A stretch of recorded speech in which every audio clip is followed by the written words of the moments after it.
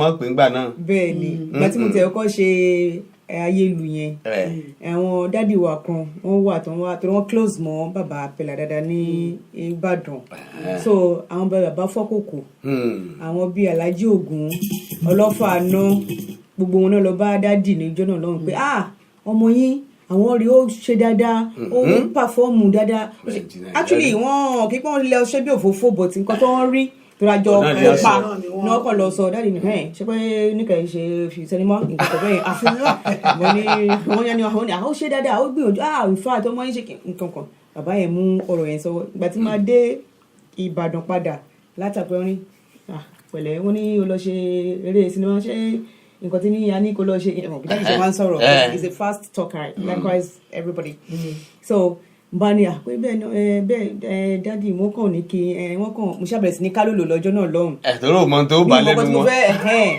but later wọ́n accept because at the end of the day àwa náà padà ṣe sinimá tó yẹ pé ó tó bíi 6 sí 7 kí wọ́n tó kú. jẹ́ pé àwọn náà wá eventually invest lórí sinimá ìgbà yẹn la ṣe Agbára a ṣe Ọwọ́ Idán a ṣe Idán Lọ a ṣe Olúwẹ̀rí a ṣe a lot of films part 1 and 2 la ṣe ní ọdún náà lọ́hùn so wọ́n initially wọn kọ́kọ́ but later wọ́n rí pé ó dà ìpọ́n náà tí mo nífẹ̀ẹ́ sí ni so and thank God for everything. ẹ jẹ́ ká dárúkọ àwọn ènìyàn wa tí wọ́n fi àtẹ̀ránṣẹ́ sí yín ọ̀gbẹ́ni Olúwadámiláre Ẹbíṣẹ́ní ìkan nínú àwọn pírẹsẹ́ńtà wa ń bá iná máa ń ṣe fàájì extra ó ní ẹ kú iṣẹ́ ọpọlọ o Ọláìwọlá Afis ó ní ẹ kú ètò ẹwà Tómi Ọlárẹ̀wájú ìyá Ẹ̀gbá àwọn tẹ́lá ń wàgbó tó dára wọ́n ní ẹ kú ètò jẹ́jẹ́ Houston wọ́n ní iṣẹ́ ńlá my princess so àwọn tí Ọlọ́ògùn Kọ́yà Májẹ̀mú Amẹ́ríkà ó ní àwọn náà kì í Adéwálé Afùwàpẹ́ àwọn náà fi àtẹ̀ránṣẹ́ wọ́n ní ẹ kú iṣẹ́ Ọlọ́ògùn Kọ́yà Májẹ̀mú ní ẹ kú ètò Àgbékẹ́ Ọláyínká Alamu Hakeem Adeleke then bàbá wa Oyeyemi Taiwo Ayétótó bóyá ẹ mọ̀ wọ́n Ayétótó àwọn náà wọ́n wà wọ́n darapọ̀ mọ́ wa Johnson Ọládélé náà darapọ̀ mọ́ Vinny ọmọ ìyá Jésù Bámidélé ó ní good day olo ó ní sister Nike Pella ó ní person don send you message tire wọ́n lè kì í dá wọn lóhùn reply láti New Jersey. ẹ yanjú èyí lẹ́yìn sí o. ẹ má bí ní kẹ́ ẹ yanjú èyí lẹ́yìn sí ẹ̀sìn wàhálà àdúpẹ́ ó dáa ẹ jẹ́ ń béèrè yìí pé ìyá yín ìhà ó làwọn kọ sí tí bàbá lè jẹ́ ká mọ̀ ń pa yìí. kò sẹ́ni tí ò nífẹ̀ẹ́ sí nítorí iṣẹ́ mọ̀ níṣẹ́lì orí kò sóbìnrin tó bá kọ́ fẹ́ rí i pé ọmọ táwọn ní ká kó lọ sí ilé ìwé tó wá bẹ̀rẹ̀ sí ní pé ó ní olóògàgbé lọ́kàn bẹ̀rẹ̀ sí ní bákàkiri but later tí wọ́n rí i pé yes ó dàbí pé nǹkan tí Ọlọ́run fi rán ọmọdé yìí ni and like from my primary school days lèmi ti nífẹ̀ẹ́ sí à ń ṣe oréré nítorí mo rántí ọ̀gá mi kan wà wọ́n pè ní Dòkun Awólérè pìsẹ́ńtà ni wọ́n ní LTV8 àwọn náà máa ń ka ìròyìn àgbáyé so àwọn náà kọ́ èmi because ọmọ Òkè Àmù ní Pàpọ̀ very close to my town ni wọ́n so he was my teacher when I was in primary school so he taught me a lot of things pé wọ́n ṣe ń jó bọ́n ṣe ń ṣe bọ́n ṣe ń mọ̀ so ó jẹ́ kí n nífẹ̀ẹ́ sí bí pé kí n kó aṣọ ìyá tó ọ̀dọ̀ arúgbó ni mo gbé dàgbà ìyá mi ló tọ́jú bẹ́ẹ̀ ni so màmá tó bá ti kó àwọn aṣọ òkè torí Ìsẹ́yìn làwa ti àwa la aṣọ òkè ní ìlú Ìsẹ́yìn àwa là ń hun kò pé méjì so àwọn aṣọ òkè yẹn máa ti kó àwọn aṣọ màmá yẹn máa lọ fáwọn ọ̀rẹ́ mi àti rúkẹrẹ àti lẹ̀kẹ̀ gbogbo ẹ̀ pé káṣà lọ fi jó ká lọ ṣe so that thing has already in me so mi ò bàtà náà ti rí wọ́n kàn pé àdúrà ni wọ́n wá fi support ẹ̀ fún mi pé Ọlọ́run àkó máa yàrá wà pẹ̀lú ẹ̀. ìgbà tí ẹ bẹ̀rẹ̀ iṣẹ́ eré yẹn jẹ́ ti ẹ̀ rò pé nǹkan tó lè gbé ní Amẹ́ríkà àbí tó lè tún lọ tó báyìí ni. jù bẹ́ẹ̀ lọ. mi rò bẹ́ẹ̀ o because ṣe mọ̀ àwa kàn ń ṣe for the sake of pé àwa ṣáà ń ṣe àmọ́ nǹkan kan bẹ́ẹ̀ yẹn but after a while mo kàn rí pé Ọlọ́run ó ń ṣàmì sí i I never thought of coming to pé ó tẹ̀lé gbé mi dé because ojú dúdú gbogbo táìmù à ń ṣe bẹ́ẹ̀ ni sá. àdúpẹ́ mo mọ̀ pé ká pé lára àwọn èèyàn wa náà tí wọ́n ń wò yín ní orí ayélujára àtàwọn tí wọ́n ń gbọ́ yín lórí Jokesibi FM rédíò àlejò ayọ̀ wa àwọn náà ni Alhaja Níkẹ́ Pẹ́lá. ẹ fi chief sí o torí chief ó ti ní chief.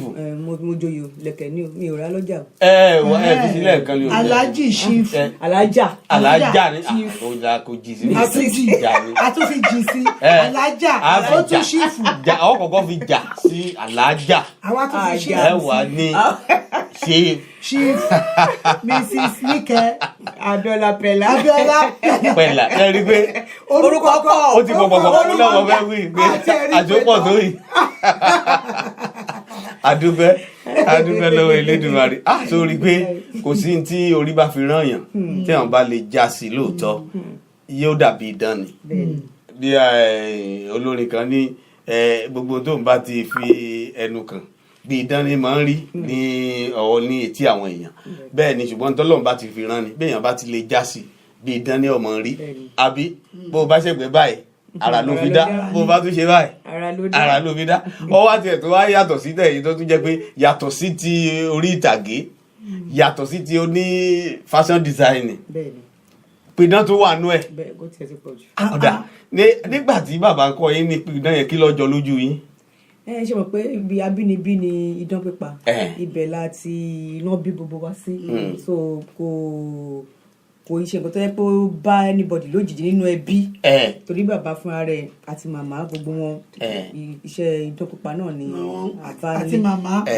lórí tí mo ṣe béèrè pé kí lọ́jọ́ lójú yín ni pé nígbà míì bọ́mọ kan bá dédé rí i pé fóònù òun di dọ́là yóò mọ̀ wò pé kí lè ṣe jẹ́ kí ni mo bá fi pè é sí kí ni màá tún máa fi pè dádì kí lẹ ṣe èyí náà ìyẹn mo ṣe wò pé ojú wo lẹ fi rí idán pípa nígbà kọ́kọ́ pa lójú yín nígbà sọ pé báyìí ni a ṣe pè náà ṣùgbọ́n idán pípa rẹ̀ yóò kọ́kọ́ jọ yín lójú pé ìyẹ́ yóò sógúndogójì àbí báwo ni. normally náà ó máa jọyàn lójú in the sense pé ṣe pé àwọn kan mi wà tẹ́ pé tí wọ́n fi di pé bàbá jáde láyé àwọn kankan mi wà tẹ́ pé kò máa ń wò bí pé báwo ló ṣe báwo ló ṣe rí ẹ understand ṣùgbọ́n ìgbà táwọn bàbá ń ṣe wọn ṣe rí òwò tí bàbá bá àbí ìyá bá ń ṣe tó bá fi lé ọmọ lọ́wọ́ òwò tí ò lè kọ́mọ̀ bá parun ni ẹ pa mí ṣe understand so kò ó really lot of things náà ṣe wá dáadáa tá a rí tẹ́ pé ó dẹ̀ jẹ́ pé kíní bọ̀ tí àwọn kan wà tẹ́ pé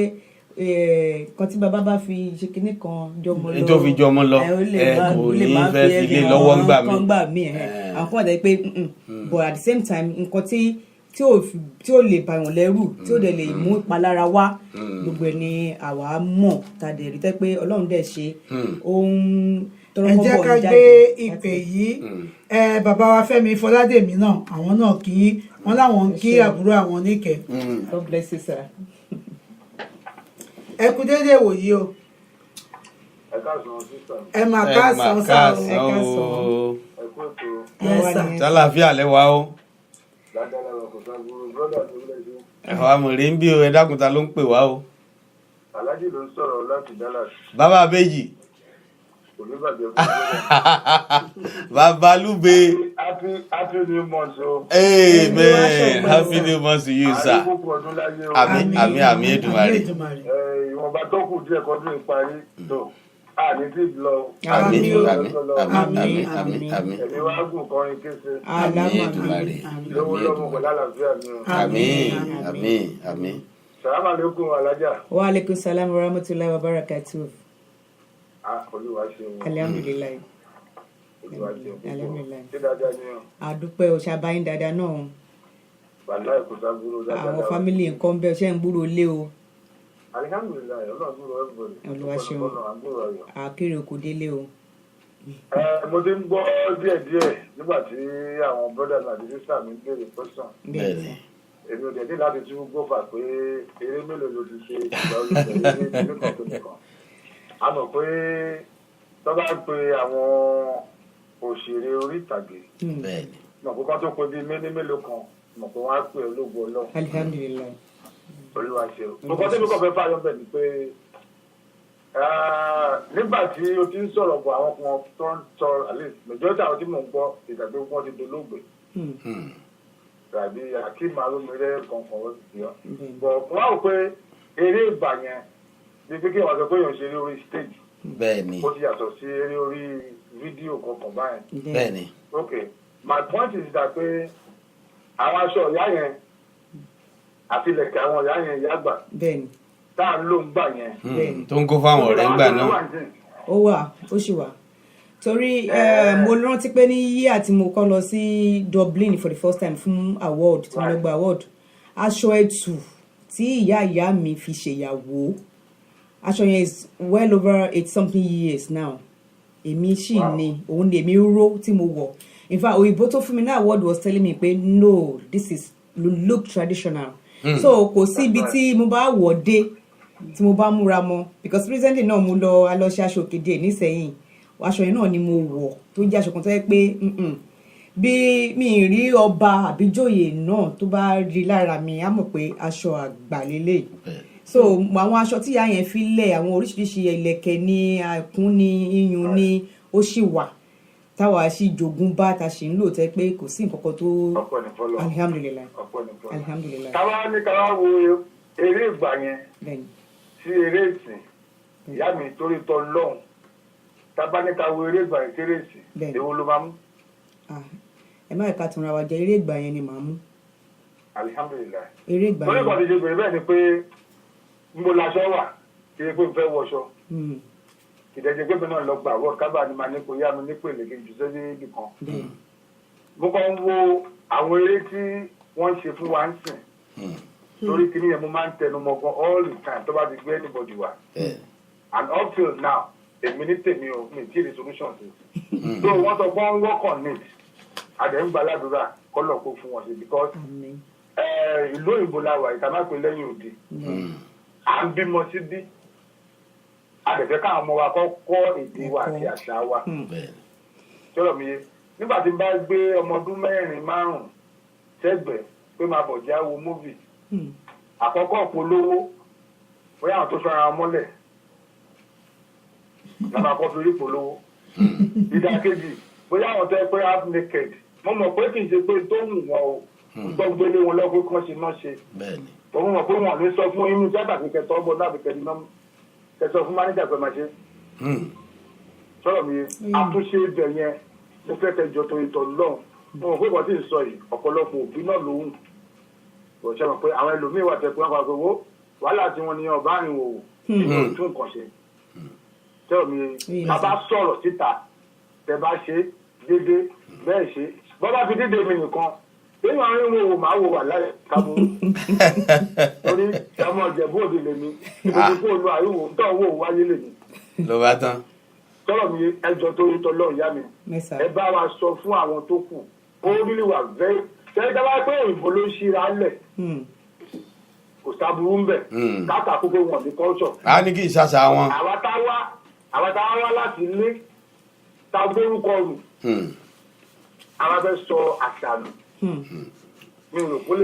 ẹ ṣe my brother nǹkan tẹ́ ń sọ yìí náà ni àwọn òbí àwọn èèyàn gidi tó yẹ pé wọ́n jẹ́ Yorùbá gidi ọmọ tó ń bí ní ilẹ̀ Yorùbá káàárọ̀ oòjíire tó ń bá ti rí àwọn òṣèré kọ̀ọ̀kan tó máa ń sọ ṣe rí ayé ti yí padà ni ló fi dàbẹ́ pé àwọn èèyàn ò dá láti mọ̀ pé kán mọ̀ pé bí àṣà olórin wa kan tó sọ pé ọ̀làjú dé láwọn àgbàgbé àṣà ìdílé wa pé kó rí bẹ́ẹ̀ ṣe mọ̀ civilization yẹn ló ń da gbogbo nǹkan rú and in fact wọ́n bá ní ká ṣe àwọn ọ̀gá wa náà ti ń gbìyànjú pé even nǹkan ká padà sí orí stage ká padà sí orí ìtàgé so gbogbo àwọn nǹkan pálapàla yóò lè sí bẹ́ẹ̀ ẹ worú àwọn ìyá wa ṣé àwọn ìyá Wẹ̀rọ ìyá Rainbow Madam Ṣàjẹ́ gbogbo àwọn àǹtí Wùmí wọ́n pọ̀ rẹpẹtẹ tẹ́ pé wọ́n máa nǹkan tó ń ṣe wọn ẹ̀ lè rí wọn nírìí pé kìnìún ẹ̀kọ́ sàwọn ọmọ tó ti ń bọ̀ àwọn ìyá yẹn làwọn dẹ̀ ń wò láwòkọ́ ṣe. exactly ìyẹn ló ń sọ pé majority àwọn èèyàn sí.